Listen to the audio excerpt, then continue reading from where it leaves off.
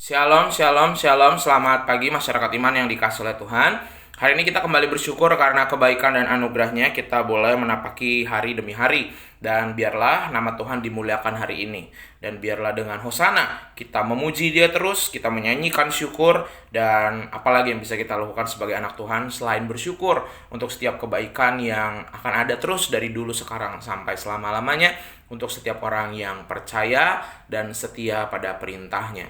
Mari bersama-sama kita pujikan NKB 74, NKB 74, bait pertama dan yang kedua. NKB 74, bait pertama dan yang kedua, kita pujikan bersama-sama Hosana. NKB 74, bait pertama dan kedua, Hosana, kita mulai tanpa intro.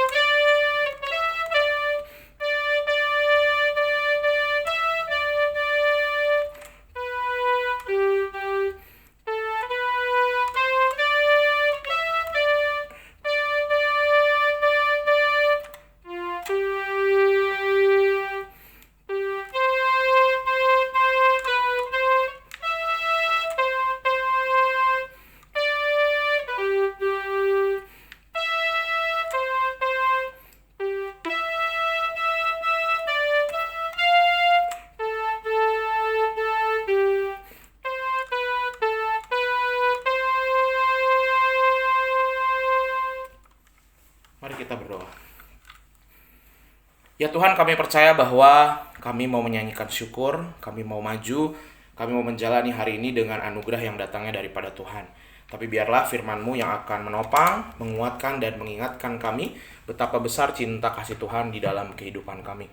Kami serahkan pembacaan firman Tuhan, hanya dalam nama-Mu kami berdoa dan bersyukur. Haleluya. Amin.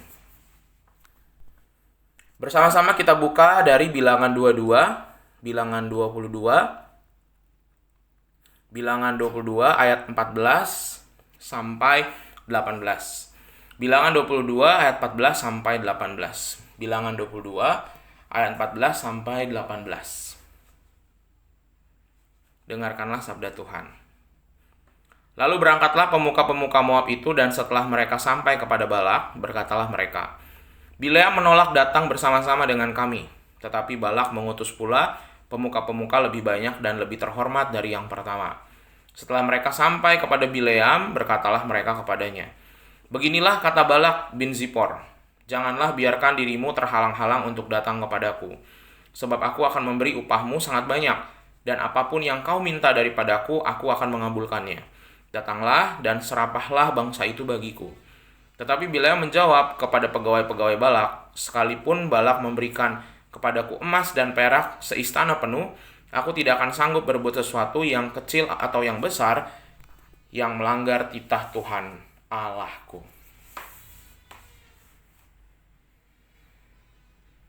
Bapak Ibu Saudara, waktu ngurus IMB Karangsembung, itu proses perizinan itu lumayan lama. Dan memang sebenarnya dari awal kami juga paham. Apalagi kalau kita hidup di tengah-tengah, khususnya di Provinsi Jawa Barat, dari ujung Serang sampai ujung Cirebon, memang susah sekali hidup ngurus perizinannya gitu ya. Wilayah-wilayah yang lumayan mayoritasnya muslimnya besar dan banyak orang-orang yang cukup radikal, jadi susah ngurus perizinan. Cuma mau gimana, gereja tetap harus taat dan setia pada aturan. Ada banyak gereja kecil yang nekat tetap bikin ibadah, yang akhirnya ditutup dan juga didemo sama masyarakat, dan akhirnya itu membawa nama buruk bagi kita, bagi orang Kristen. Jadi susah lagi kalau ada gereja mau mendirikan gara-gara ada yang colongan tanpa izin, jadi yang kena dampaknya semua. Izin penting. Nah, begitu juga dalam kehidupan seorang yang bernama Bileam.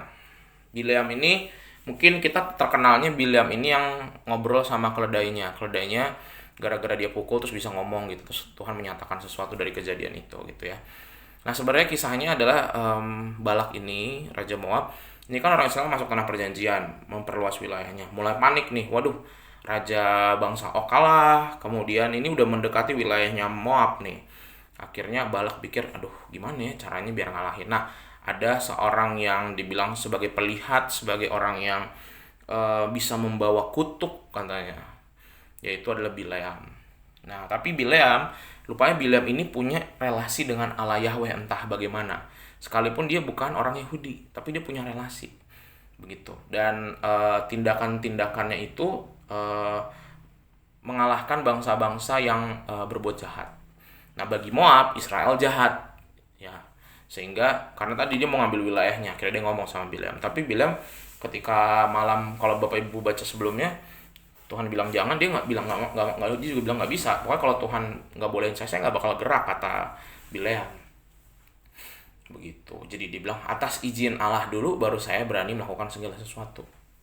Bayangkan Bileam yang bukan keturunan Israel tapi punya relasi dengan Allah Yahweh. Jadi satu hal yang kita bisa lihat adalah ketaatannya atas izin Allah. Begitu juga dengan hidup kita hari ini. Kita juga ngejalanin segala sesuatu harus atas izin Tuhan nih. Nggak bisa semau dewek, sekalipun kita mau, sekalipun kita suka, sekalipun kita nyaman, sekalipun sebenarnya Tuhan udah ngingetin jangan, atau Tuhan udah ngasih tanda kita dipersulit, tapi kita tetap nekat. Nah, kalau yang kita lakukan itu setelah kita renung-renungin, kayaknya nggak sesuai firman Tuhan nih, jangan dilakukan. Jangan dilakukan walaupun kayaknya menggiurkan. Biasanya menggiurkan yang kelihatannya bagus, yang kelihatannya wah ini pasti menguntungkan, hati-hati. Kita harus mawas diri. Sama kayak Bileam juga ditawarin ya emas, sampai dia ditangin 2 kali. Pertama ditawarin emas, terus yang kedua masih nggak mau. Dia bilang, kamu minta apa aja aku kasih. Sekerajaan kalau aku kasih ke kamu gitu. Jadi saking Balak tuh pengen banget ngancurin Israel ya. Tapi Bileam bilang nggak bisa. Kalau Allahku tidak mengizinkan, aku nggak mau. Nah, semoga kita di hari ini juga bisa seperti Bileam, melakukan segala sesuatu atas izin Tuhan. Kalau kita udah tahu dikasih tanda sama Tuhan, kayaknya ini jangan deh. Walaupun kayak menggiurkan, walaupun kayaknya ini yang paling mudah dilakukan, jangan. Lebih baik kita hindari melakukan yang harusnya kita hindari. Baik sikap, tutur, perbuatan, pilihan, tindakan dalam pekerjaan, keluarga, gereja, atau apapun. Pokoknya kalau kita lihat tandanya dari Tuhan, jangan. Lebih baik jangan dilakukan. Karena tadi kita tidak boleh melakukan segala sesuatu tanpa izin Allah. Kalau kita mengaku sebagai murid Tuhan, sebagai orang percaya, mari bersama-sama kita selalu mengawali segala sesuatu atas izin Tuhan. Bukan cuma berdoa. Kadang-kadang orang Kristen juga gitu kan, mau ngelakuin apa aja, yang penting doa aja dah. Mau itu baik apa buruk, yang penting doa. Belum. Ntar dulu, kalau Tuhan udah ngasih kode, ya kan Tuhan kan banyak di antara kita kan nggak bisa langsung dengar Tuhan ngomong langsung ya.